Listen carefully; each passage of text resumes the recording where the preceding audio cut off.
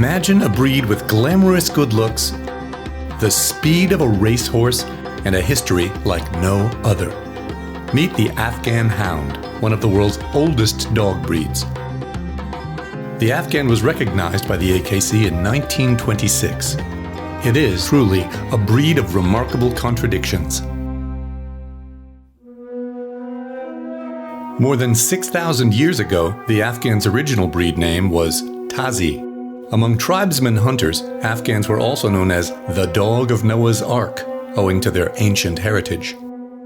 The rich history of the Afghans' lineage, combined with the majesty of their luxuriously silken coat, have given them the aura of the King of Dogs. However, while the Afghan Hound may look like he belongs in a mansion, his roots are more down to earth. The Afghan evolved in the rugged mountains and valleys of Afghanistan, where the harsh terrain and climate required endurance, speed, strength, agility, and an independent intelligence to navigate the brutal environment. It took a special breed of dog to thrive in those conditions. The Afghan was prized as a hunter of wild game, running great distances and courageously holding its prey at bay until his huntsman on horseback caught up. Distinguishing himself with his ability to think and hunt independently, the Afghan is a sight hound, hunting by sight rather than by smell. Form and function are beautifully wed in the Afghan, as their narrow heads and the positioning of their eyes give them a field of vision of 270 degrees. The long neck, their big feet, they have to have a curve or a ring at the end of the tail. That's all. This tail was up when they're hunting, they could see where they were going, so it had a reason for it. And these prominent hip bones, that's all part of the musculature. When you see them in a double suspension gallop, they're as fast as a car driving. It's the Afghan's unusual hip placement, they're higher and wider apart than other breeds, that allow them to make lightning-quick turns around uneven terrain. The Afghan's smell is also unique, with scent glands in their cheeks that emit a pleasant, musky perfume. They're sleek, they're lithe, they have a maneuverability about them, and they have an expression. When you look at this dog's face, it's looking right past you and into your mind. And that's one of the most mystical things. The breed is very mystical, and that's the flip side of their hunting abilities. Despite their legendary status, not many people outside of their isolated homeland had heard of the Afghan until the turn of the 20th century. It was then that British military personnel serving in the India-Afghan border conflict brought them back to the United Kingdom, at first calling them Persian Greyhounds. Soon after their arrival, the Afghans' regal looks, combined with tales of the breed's great physical skills, helped make them a sensation in England. One of the Afghans brought to England, a hound named Zardin, was considered so majestic that he became the basis for writing the first breed standard in 1912. Eventually, the Afghans' fame crossed the pond when they were championed by Zeppo Marx, one of the famous Marx brothers. Zeppo was dazzled by some Afghans in England and imported a pair to the United States in 1931, setting them at Pride's Hill Kennel in Massachusetts. These two Afghans became the foundation stock for almost all American-bred Afghan hounds, just like in their Noah's Ark legend. The Pride's Hill breeder, Q.A. Shaw McCain, showed the pair up and down the East Coast, boosting interest and making the breed so popular that the Afghan Hound Club of America was formed in 1937. And in 1945, a Pride's Hill Afghan was featured on the cover of Life magazine. They have a certain posture, and the standard calls for that. They call them the aristocrat, and the standard says they're aloof and dignified, yet gay. So if you equate that to the royal family, they have a certain stature, and no matter how bad a day or how good a day they're having, they hold it together. And that's the dignified part. The aloof part is you can't gush up to them and expect them to, embrace you. You wouldn't think of doing that to Queen Elizabeth. Afghans' glamorous good looks have made them stars in fashion advertising, film, and TV.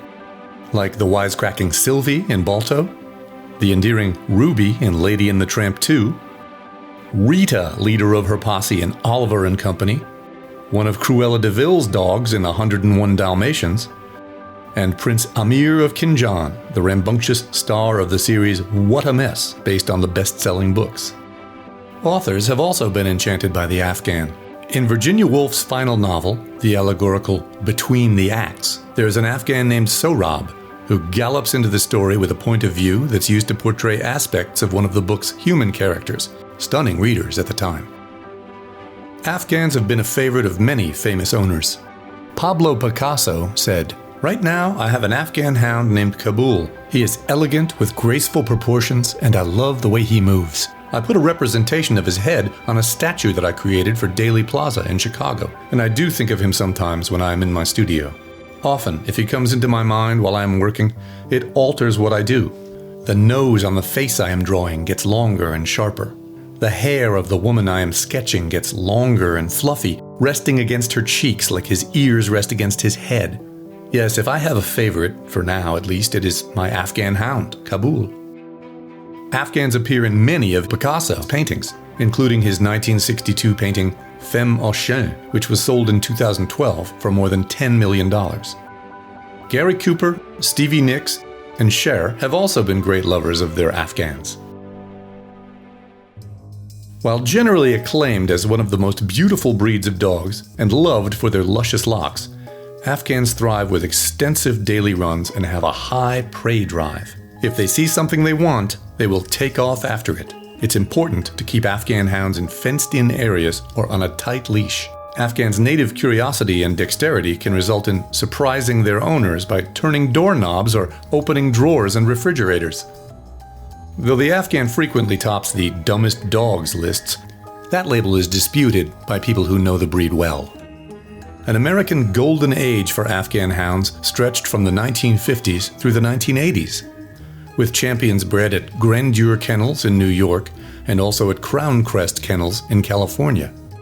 In 1957, an Afghan named Sher Khan from Grandeur Kennels became the first of the breed to win Best in Show at the Westminster Dog Show, elevating the Afghan status. It's a great thrill to be the very first person and the very first hound and an Afghan at that to take Best in Show at Westminster.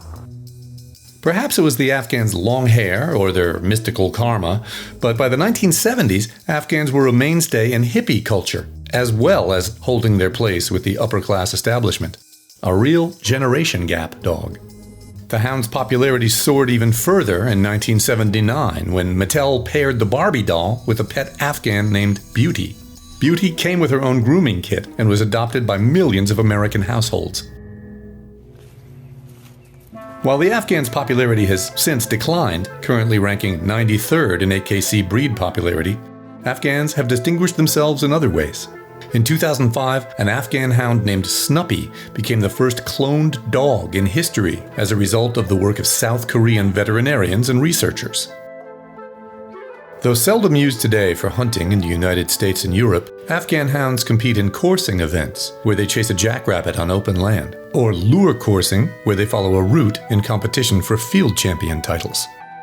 The Afghan Hound has a certain appeal, and there's a certain type of person or family that enjoys it. I don't think the breed is going to be one of these that become extinct. There's always an attraction to the beauty of the breed, and those that want to be able to run with the dog can run with an Afghan Hound. The ones that want to be able to have a companion close to them are always going to be attracted to the breed.